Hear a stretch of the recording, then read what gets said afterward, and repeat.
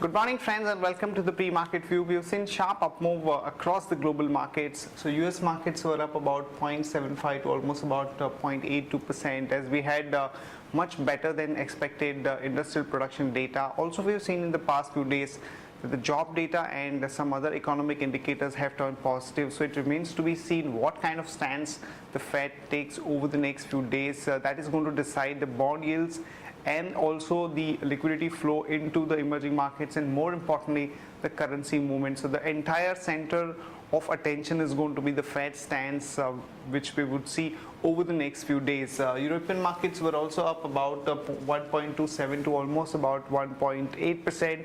Also, we had some positive data in terms of the industrial production coming out from UK.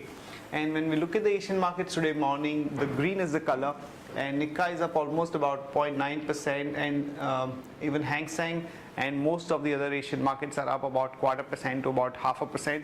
SGX Nifty is also suggesting that we are going to open up almost about 45 odd points after a sharp decline that we have seen in the last about 5 trading sessions of more than 210 points on the Nifty. In terms of flows, friends, not a great picture. FIs were net buyers in the cash market to the tune of 159 odd crore.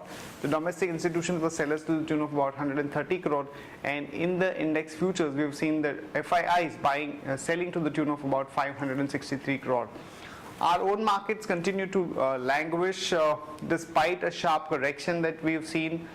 Basically the flows have dried up. Also, we have some kind of a dull activity because of the Christmas holidays coming up, and the fact that the RBI policy meet, which is lined up over the next 2 or 3 days, there is increased probability of a rate hike, which is keeping the banking stocks on the tenterhooks. On that note, let me invite Shaival to take us through important F&O cues and ideas that we can have from the F&O side. Good morning, friends. Let's have a view at derivatives. Friends, yesterday we have seen that the markets continuously slide in the southward direction but traded in a narrow band of around say 30 to 50 points, and finally we have seen that Nifty ended the day with a negligible loss of 0.3%.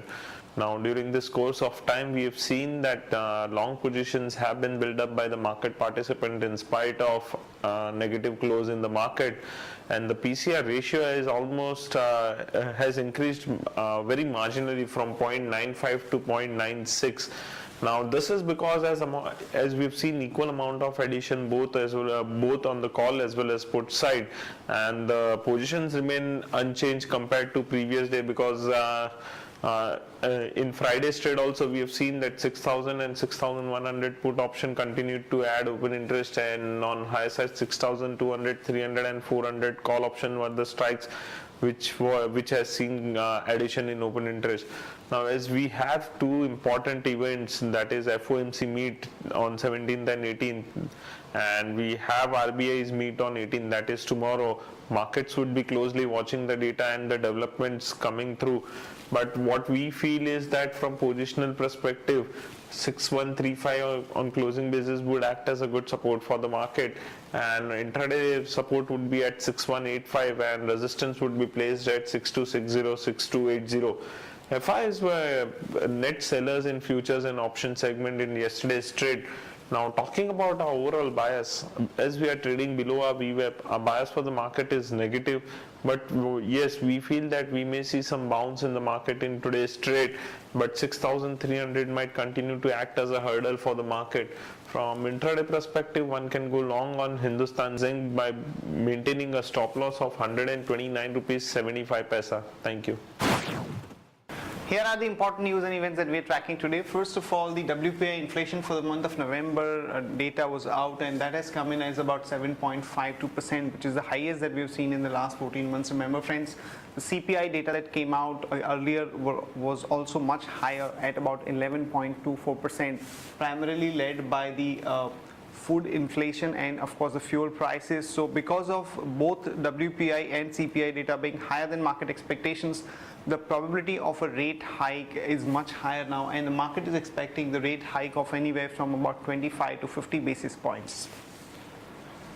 Advanced tax number for the Q3 of FY14 are out, and most of the companies have actually paid a higher advanced tax. Reliance, State Bank of India, TCS, NMDC, HDFC Bank of Baroda. So overall, that looks like decent kind of a growth of one can expect in terms of earnings for this quarter.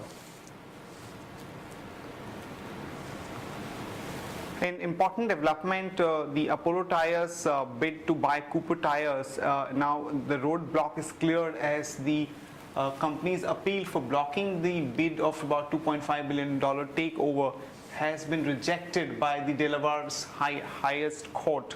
So this is definitely a bit of a negative, in fact, for Apollo Tyre, which has seen a good amount of action in the past few days. And in case of HDFC Bank, the FI limit has almost reached, and now no further buying can be done by the FIs. And in case the company goes for increasing the FI limit through FIPB route, then its weight in the MSCI index could fall. So this is a bit of a negative news for HDFC Bank. Alstom T&D has been authorized by its board to go ahead with the land sale of almost about 120 crore, and a group of ministers meeting led by the Agriculture Minister Sharad Pawar is scheduled to meet on December 18th to discuss the further incentives that can be given to the sugar mill owners. Bharti, some positive news as the Walmart has received a go-ahead from the CCI to buy out the remaining stake of the Bharti in their JV for the retail arm, and also the company is close to selling its operations in Sri Lanka to a UAE-based telecom company, Etisalat. So one can go long on Bharti with a stop loss of 307 and a target of 322 to about 328. Coal India has decided to do a price increase of almost about 10% for various categories of coal, which will add significantly to its revenue. So one can go long on Coal India with a stop loss of 281 and target of 296 to 301. Also, the company has skipped the interim dividend, where the market had expectations that it could be anywhere from about 26 to 30 rupees per share. That's it from all of us, friends. Have a great trading session and see you tomorrow at the same time.